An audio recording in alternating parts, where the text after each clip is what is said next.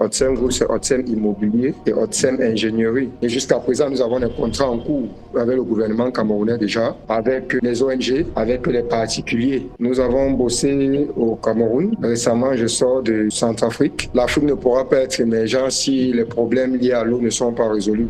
Parce qu'aujourd'hui, le continent africain, le taux de décès en eau potable est encore inférieur à 30%. Maintenant, les gouvernements et les ONG, les programmes des Nations Unies s'organisent autour des politiques sur cet aspect-là. C'est un aspect phare chez nous en Afrique. L'avantage que nous avons ici chez nous en Afrique, c'est que nous avons abondamment d'eau dans le sol et nous avons l'eau de surface, c'est-à-dire les rivières. L'eau de sol, c'est les nappes phréatiques. Ces deux sources suffisent amplement pour satisfaire les besoins des populations. Maintenant, il y a donc des techniques pour les capter. Il y a des forages, par exemple, qu'on réalise.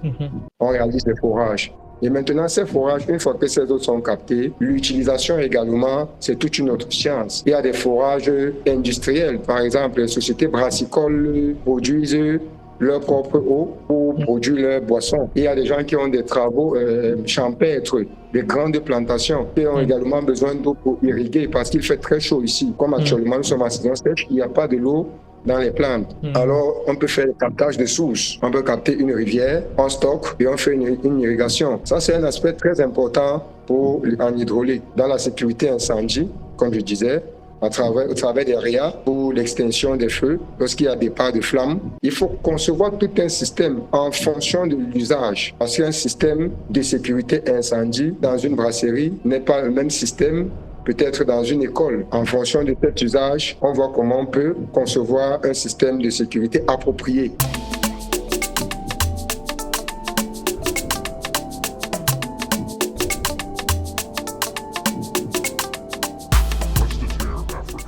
Bienvenue dans ce nouvel épisode de notre podcast Prester Africa, le podcast qui a pour but de permettre aux personnes de la diaspora de connaître mieux ce qui se passe sur le terrain donc en Afrique, pouvoir les permettre d'éviter des erreurs et également de pouvoir être en relation avec des professionnels qualifiés. Dans une autre partie, donc permettre également aux professionnels qui sont en Afrique, donc qui sont qualifiés, fiables et compétents, en manque de visibilité. Donc le podcast a pour but de mettre en valeur donc ces professionnels qui sont invisibilisés. Quand on est dans la diaspora, le plus souvent, on a envie de collaborer avec des professionnels en Afrique, mais on est toujours confronté à la partie de comment trouver ces professionnels et comment rentrer en contact avec eux et comment pouvoir collaborer. Donc aujourd'hui, nous allons parler d'un sujet qu'on n'a pas l'habitude de parler donc sur le podcast. Donc nous allons recevoir des personnes qui sont habilitées à nous parler de ce sujet. On va parler en fait du sujet concernant le suivi des évaluations d'un projet. Donc, nous savons que le plus souvent, il y a des projets qui échouent beaucoup en Afrique, malgré qu'on ait des bons techniciens sur les projets, qu'on a du financement, mais on arrive souvent à se confronter à des problèmes donc d'avancement, de retard,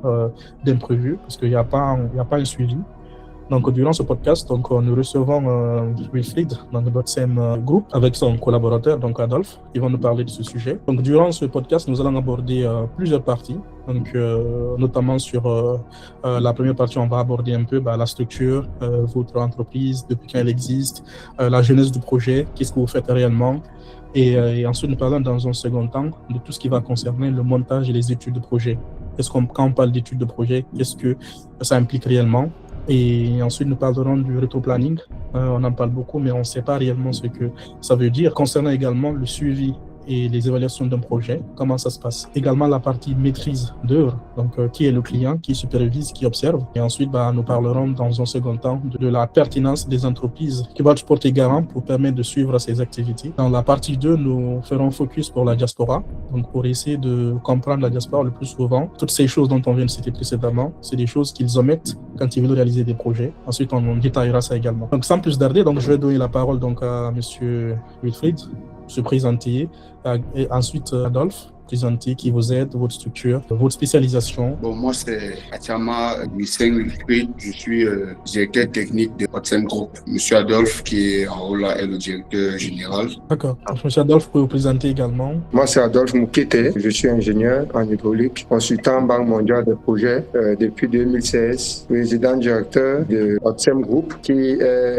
un ensemble de deux entreprises. Otsem Group, c'est Otsem Immobilier et Otsem Ingénierie. J'imagine que peut-être peut-être on va revenir là-dessus, mais déjà, c'est ce que je voulais dire. Donc, Ok, merci. donc on va continuer dans la même lancée. Donc déjà, que vous avez commencé, donc expliquez-nous déjà c'est qui Otsem, c'est quoi ces deux structures, qu'est-ce que l'entreprise fait réellement, qu'est-ce qui la différencie, quelles sont ses spécialisations, afin qu'on comprenne mieux avec quel type de structure on va discuter. Otsem Group, comme je disais, c'est Otsem Ingénierie et Otsem Immobilier. Et la plus vieille, c'est Otsem Ingénierie, qui est née en 2017-2018, qui fait dans les travaux pour la plupart hydraulique, énergie. Quand on parle hydraulique, on parle système de sécurité incendie, approvisionnement, captage en eau, traitement des eaux, construction ou réalisation des stations d'épuration des eaux, les dimensionnements solaires, les études socio-environnementales, les études d'impact. Donc, Otsem Ingénierie va beaucoup plus dans ce sens-là. Et Otsem Immobilier entre beaucoup plus dans les travaux de réalisation physique, matérielle des travaux, des projets, que ce soit dans le cadre de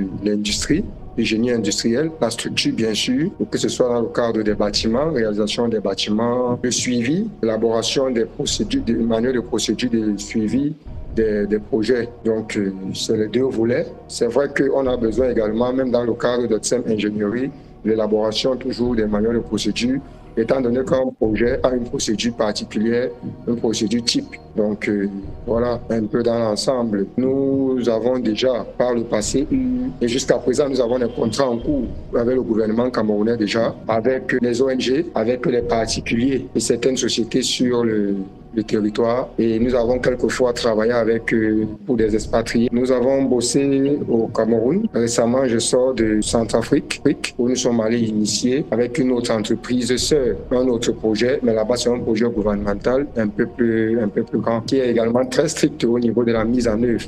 Parce que c'est surtout ça la rigueur au niveau de la conception et la mise en œuvre, les outils de mise en œuvre. Donc voilà un peu la substance. Ok, donc vous faites et la partie Cameroun, mais si vous avez un client aussi qui arrive du côté Côte d'Ivoire ou toute l'Afrique de l'Ouest, vous pouvez intervenir. Effectivement. Ok.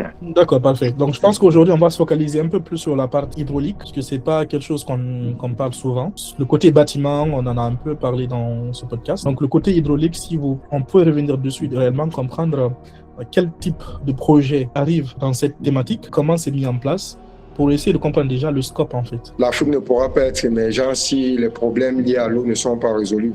Parce qu'aujourd'hui, le continent africain, le taux de décès en eau potable est encore inférieur à 30%. Maintenant, les gouvernements et les ONG, les programmes des Nations Unies s'organisent autour des politiques sur cet aspect-là. C'est un aspect phare chez nous en Afrique. L'avantage que nous avons ici chez nous en Afrique, c'est que nous avons abondamment d'eau dans le sol et nous avons l'eau de surface, c'est-à-dire les rivières. L'eau de sol, c'est les nappes phréatiques. Ces deux sources suffisent amplement pour satisfaire les besoins des populations. Maintenant, il y a donc des techniques pour les capter. Il y a des forages, par exemple, qu'on réalise.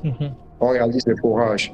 Et maintenant, ces forages, une fois que ces eaux sont captées, l'utilisation également, c'est toute une autre science. Il y a des forages industriels. Par exemple, les sociétés brassicoles produisent leur propre eau pour produire leurs boissons. Il y a des gens qui ont des travaux champêtres, des grandes plantations, qui ont également besoin d'eau pour irriguer parce qu'il fait très chaud ici. Comme actuellement, nous sommes en saison sèche, il n'y a pas de l'eau dans les plantes. Alors, on peut faire le captage de sources. On peut capter une rivière, on stocke et on fait une irrigation. Ça, c'est un aspect très important en hydraulique. Maintenant, bon, pour les forages, il y a des forages à pompe à motricité humaine, les forages manuels, on actionne avec la main, on se voit souvent.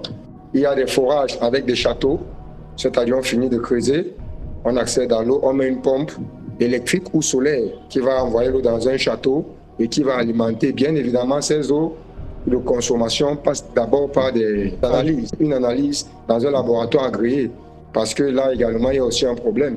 Il y a des laboratoires agréés par l'État et certifiés par des systèmes des Nations Unies. Par exemple, chez nous, ici, nous avons le laboratoire Centre Pasteur avec lequel nous travaillons. Bon, ça, c'est un volet d'hydraulique concernant l'eau de consommation. Maintenant, dans le bâtiment, dans la sécurité incendie, comme je disais, au travers des REA pour l'extinction des feux, lorsqu'il y a départ de flammes. Il faut concevoir tout un système en fonction de l'usage. Parce qu'un système de sécurité incendie dans une brasserie n'est pas le même système peut-être dans une école. En fonction de cet usage, on voit comment on peut concevoir un système de sécurité approprié. Un système de forage qui sera mis en place pour récupérer l'eau ou c'est notre système de construction complètement différent? Bon, pour une école, c'est un système, c'est mieux un forage avec un château, une alimentation vers les toilettes et souvent il y a des points d'eau dehors. Parce que chez nous, ici en Afrique, quand vous avez un forage, vous permettez aux populations de profiter parce qu'il n'y a pas d'eau. Maintenant, l'autre point, c'est le volet assainissement. Je prends un hôpital par exemple. L'hôpital a la production de beaucoup d'eau et on dit généralement l'eau que nous consommons, il y a 80% de rejet. C'est-à-dire quand vous allez vous laver, l'eau va aller dans les latrines et après ça va être rejeté dans la nature. On ne peut pas faire de faux septiques pour l'hôpital parce que en général, c'est des eaux qui peuvent polluer la nappe. Donc ça ne doit pas rentrer dans le sol. Alors qu'est-ce qu'on fait souvent? Ce qu'on fait souvent, c'est on aménage une station d'épuration des eaux.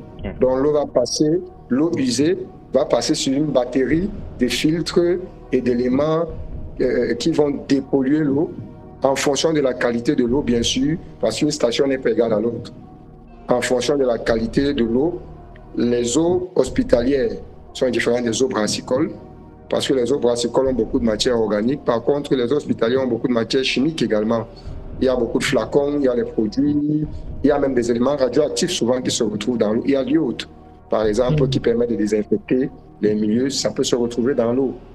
Et tous ces éléments-là, il faut avoir un système de traitement approprié. Ça, c'est au niveau de l'assainissement, en fait. D'accord. Mais du coup, il y a un système de recyclage. Effectivement, un système de recyclage. Donc, on peut parler de l'hydraulique jusqu'au matin, on aura toujours à dire. C'est un domaine extrêmement vaste. Il y a également la plomberie dans les maisons. Mais tout ce système, vous le mettez en place en fonction du client, c'est ça? En fonction du client, en fonction de la demande. Ok.